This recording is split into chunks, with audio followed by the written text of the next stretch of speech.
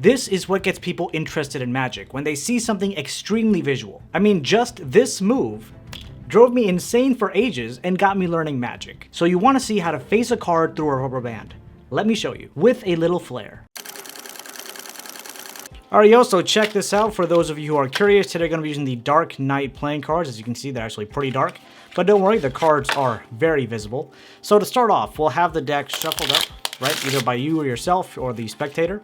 And then we need a card selected. Let's just say we went over and selected this card, so take a look at that card and memorize it. And for now, we'll lose it somewhere in the center of the deck.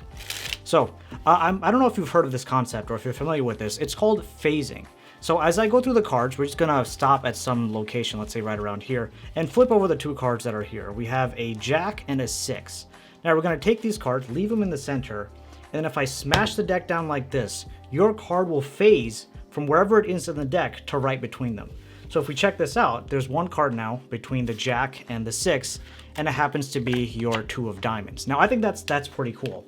But we can actually probably take this a step further, and this is something that I've always wanted to try because it's easy to do with the cards themselves because, you know, they're, I guess, highly manipulable, if that's a word. But what I want to try to do is I want to try to manipulate it so that the cards can phase through another object, like a rubber band. So here we're going to use the same 2 cards we used before because I feel like that's what, you know, that's what gets us going. So we have the Jack and the 6. I'm going to take this, I'm going to turn this deck face up. I'm going to take this rubber band, and we're going to put this rubber band maybe like, I guess, around the whole deck, right? We're going to put it around the deck, and we're going to try this out. I'm going to turn it around like this, and then I'm just going to wrap it around the deck, right? So you can see it's also wrapped around the 2 cards that we selected. So like I said, the cards can phase through each other, but at this point, your selected card will have to phase through the rest of the deck, phase through the rubber band, and then this packet will have to be on top. So check this out. Ready? 1, 2. Again, you can see 3 cards, 1 card right in between them, and that is the 2 of diamonds. Boom.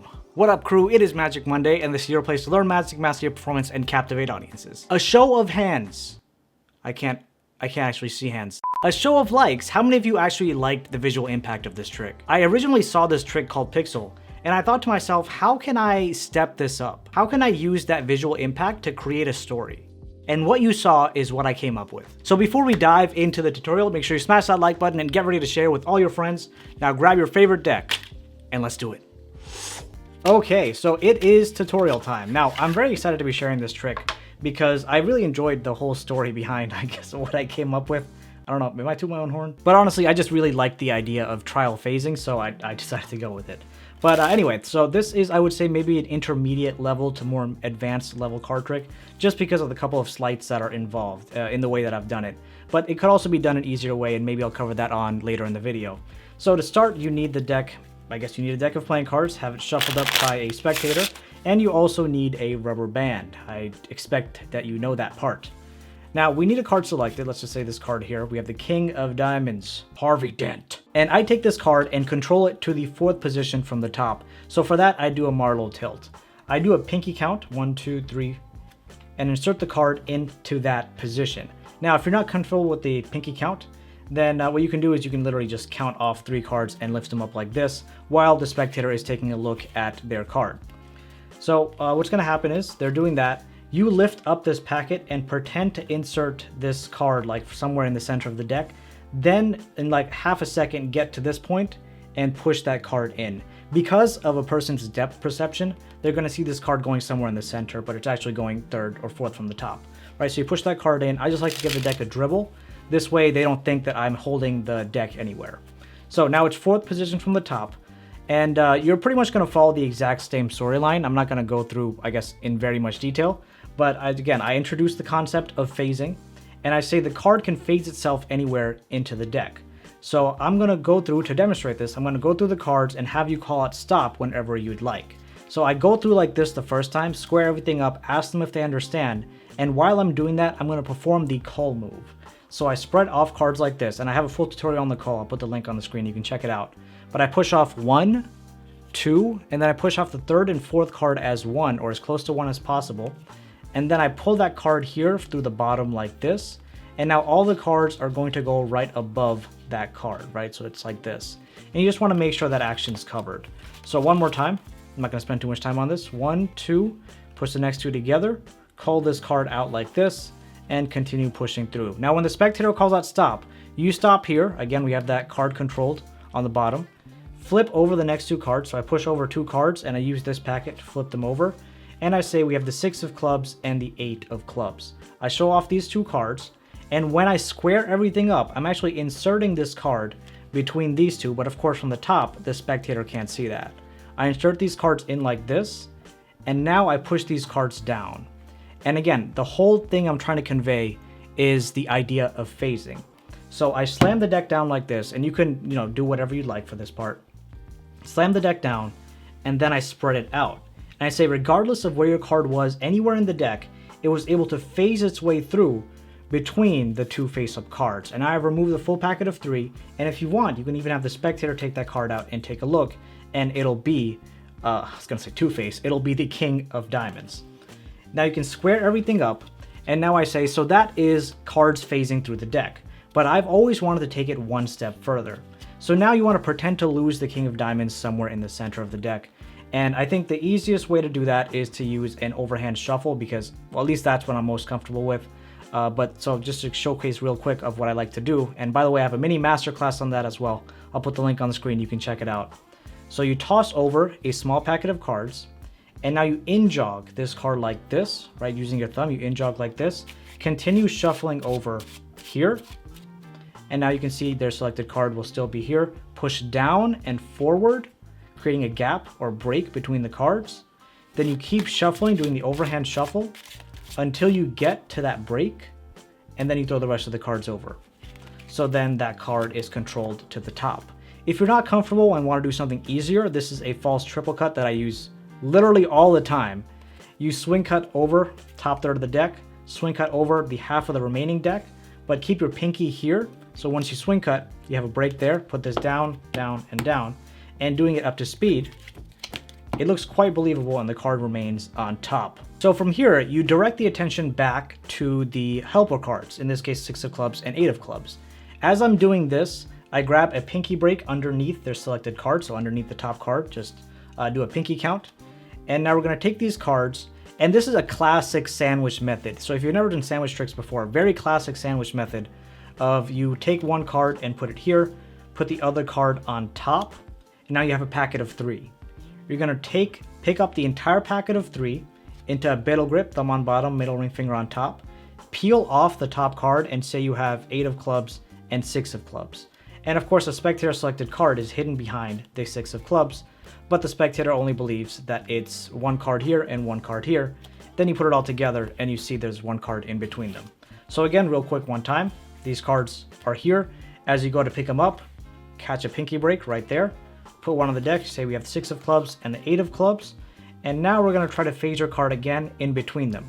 And that's the reason why you're shifting these cards out like this instead of leaving them there, because everything you do should have a reasoning behind it. You say, I'm going to try to phase your card in between these two cards again, but we're going to take it a step further and introduce the rubber band, all right? And of course, you can tailor this performance however you'd like it. And then you introduce the rubber band. At this point, this is my favorite part, most visual part's about to come up. That's what we're setting up for. You take this whole thing, turn it face down. Once it's turned face down, you want to catch a pinky break above the originally top 3, or in this case now when the deck is face up, the bottom 3 cards. So the easiest way I find to do this is to use my pinky. Well, it's very difficult to see, but the easiest way I find to do this is to just use my pinky to break those cards away. And because one of them is facing in an opposite direction, it does make it a little bit easier to do this move. So you do that, and now you say, I'm going to come with the rubber band and wrap the whole deck. But as you say that, you're actually inserting this rubber band between this packet of 3 and the rest of the cards. So from the front view, it should look like you're just wrapping up the entire deck, but you're actually wrapping up all the cards aside from the 3 here that you have held on the bottom, right? So you bring this rubber band up here. So it's a rubber band is loose around most of the deck, 50, in my case, 51 cards. If you have 52 card deck, 49 cards. You come here, turn your dominant hand palm up, put it underneath the rubber band, pull up like this. Now, you're gonna twist the rubber band and your fist or your hand will automatically turn palm down. So you're here, you're twisting the rubber band, so you can kind of see an X shape going on here. So now you're palm down, you have this thing, and now you're gonna take this entire packet, right, this right here, and you're gonna turn it around like this. So we're here, we're gonna bring this around. Make sure not to change the angle of your wrist anywhere here, right? You're first originally here, you make the X, you bring it all the way around like this, and then you put the rubber band down onto the center of the card, but you do not release. If you release, everything will snap and then these cards will not be wrapped up. So again, we're here, twist, X, go all the way around, put it in the center of the card like this, and then you want to make sure you're still grabbing onto it. And now you'll carefully, by not letting go of this rubber band here, carefully put it down on the table. I like to put this edge down first where the thing is originally going to be released. Put that down on the table. And now, due to the friction between the card's rubber band and your surface, the cards should not move in any way, and the rubber band should not like snap back into place. All you have to do is either hit the table fairly hard, or what I like to do just to make it, I guess, easier for myself, just move the cards a little bit. I normally do it with my dominant hand, but so it's more visual, I'll do it with my, I guess, non-dominant hand. But if you just lift up the cards a little bit, you'll see that everything will snap.